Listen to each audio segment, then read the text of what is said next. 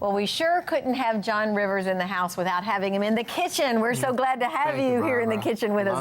What's cooking? Well, thanks. What do we have? We're going to learn how to do something similar to what you do at the smokehouse when we don't have a smokehouse, right? That's right. So many people ask, I love ribs, yes. I love smoked ribs, but I don't have a smoker. Right. How can I make them at home in an easy way? So I'm going to show you how to do that today. All right, and we're going to take, this is called a St. Louis rib. And a lot of people have, they get confused about the different types of ribs. You have a St. Louis rib, you have a spare rib, yes. and you have a baby back rib. Well, actually, if you think about the pig, and the backbone that goes down, there's only one set of rib that comes all the way down on both sides. So the rib all the way down, okay, that's a spare rib, okay? The very top of it where it turns, okay, the little teeny piece of it, that's the baby back part of the spare rib. Okay, the spare rib goes all the way down. And you ever notice how sometimes you go to places and you get a rib and it's real big? Yes. And point up here? Yes. That's the full spare rib. Okay. When they take the spare rib, and they square it off like that, that's called a St. Louis rib. I gotcha, So it all comes from the same animal. I used to think that there was such thing as a baby back pig. Well, I'm glad you did the demo and you instead of me, so thank you for that. What we're going to do is we're going to take this St. Louis rib and we're going to cook it in the oven. Okay, we're going to cook it in the oven so it gets nice and tender, and then we're going to finish it at the grill. On the grill, and so many people can do that at home. So I'll take the St. Louis rib, and I like that because it's just a lot cleaner looking. And I see this big fat here. You can carve that off if you want to, and just kind of get rid of it. Now, in competition smokers, what they will do, there is a membrane that goes along the back of the rib here, and you can actually take that off, and it's a little bit tricky, and I'm not going to do it for you today. But if you really are serious about cooking, you peel this all the way off, and that allows the flavors to get to the meat. Now, what you can also do, which you can see that I did here, you can take your knife and just score the membrane, and that will allow the flavors to go through just as well. This white stuff that I thought was fat, that's the membrane? Right. You see it here? Yeah. Yeah, you can actually get underneath there, and I can peel this whole thing off. But it's a Would it be more tender, or would it just be more like prettier? It allows some of the flavor to get to the bottom of it a little bit more. And there's different theories and arguments whether it will tenderize it or not. But I'm not convinced that it will. Okay. So I'm going to put a rub on the pork itself. Now for pork, people I like a little bit more sweet. If you think about it, if you're eating pork, are you going to season it the same way that you would a steak? No. A steak, you're putting salt and your pepper. On pork, we'll put, this is a blend. This is our all-purpose rub. Okay. And this is a blend that we make, and it's a combination. It's heavy on salt and equal parts sugar.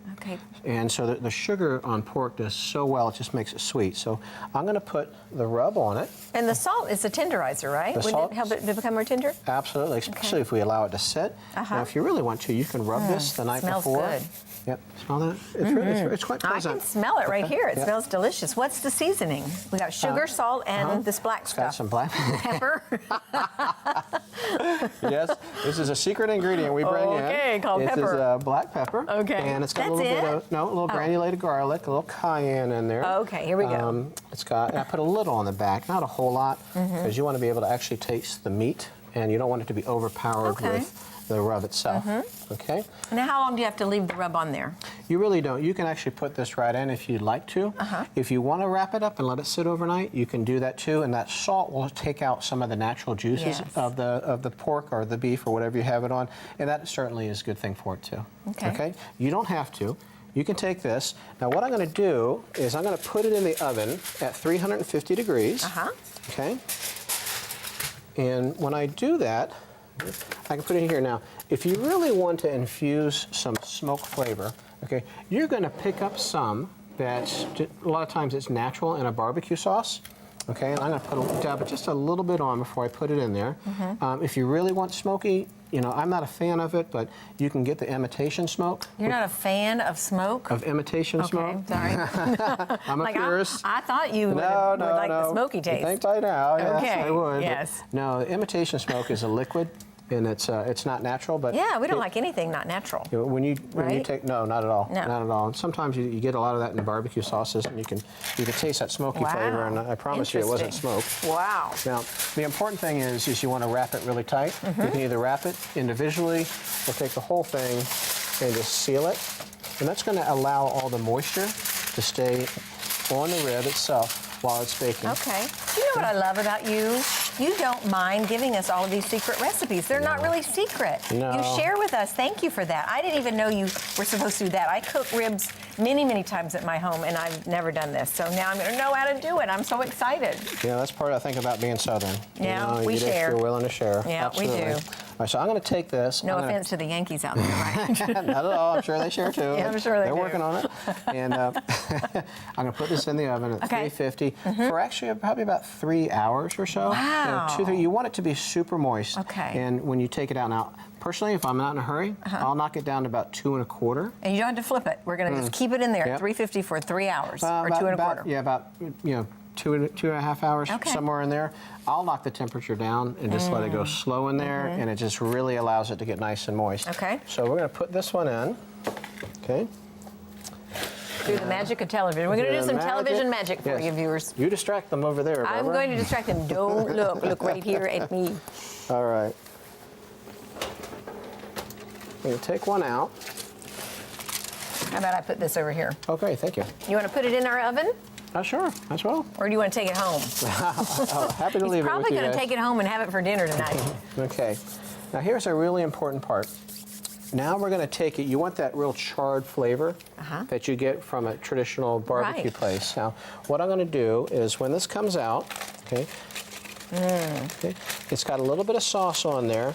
And when this cooks the full time, this will all be dark and really caramelized.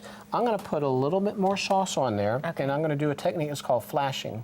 I get my grill, and here I'm going to use an in-house grill. All right, that can go on. And at home, I would light my char grill outside on my gas grill, and you want to put it on medium high, and just get it super hot. You want to spray it with a little bit of, Pam or something like that, just to make sure that it doesn't stick on you. And what you're going to do, all of this sauce that I put on, it's got tons of sugar on it, okay? Caramelizing, I can see it coming. When I flash it, do I need to stand back? That's what you want. You want that high sizzle to hit. Now, while it's on one side, I'm going to go ahead and hit the other side. Okay. With my, basically with my sugar. That's in my barbecue sauce. And you're going to just let it kind of go black. Okay. You want it nice and charred and really crispy. I like that when you bite into it. I do too. Remember, we've already got the sweetness underneath it because it cooks with a little bit. And then I can also finish it off with a little more sauce. Now, you see, this is a beautiful thing that you look for. When you cook ribs, one sign that it's going to be done is it starts to pull back from the bone like that. Let's take a look at what we have. Okay. And I would flip this over and caramelize the other side. And I would traditionally let this go a little bit longer. You see those brown marks that are starting to come on? Yes. Yeah, I like them a little bit more. So maybe 5 or 10 minutes that we would do this, or even longer? Yeah, probably about 3 minutes on high on each side. That was less than a minute. Right. You just want it to be so it's nice and dark enough. You see how the bones have pulled, how the meat is pulled back? Yeah. That's what you look for on a rib to know that it's done cooking. Now this is going to be a little bit too hot probably to eat, but you will have those are beautiful. Wonderful flavor of barbecue and done inside for you. Oh, John, those look nice so good, beautiful. Now, with pork, it's okay if it's not quite done. I mean, if it's pink, it's okay. It's not going to kill us, right? Yeah, you don't want a bright fluorescent pink. Okay, at all, that is beautiful. Well, we're out of time for this, but we're not going to taste it anyway because it's too hot. Too hot. When we take a break, we'll do some tasting, and we'll be right back. So stay with us. It looks great, John. Awesome. Thank you, lovely, nice.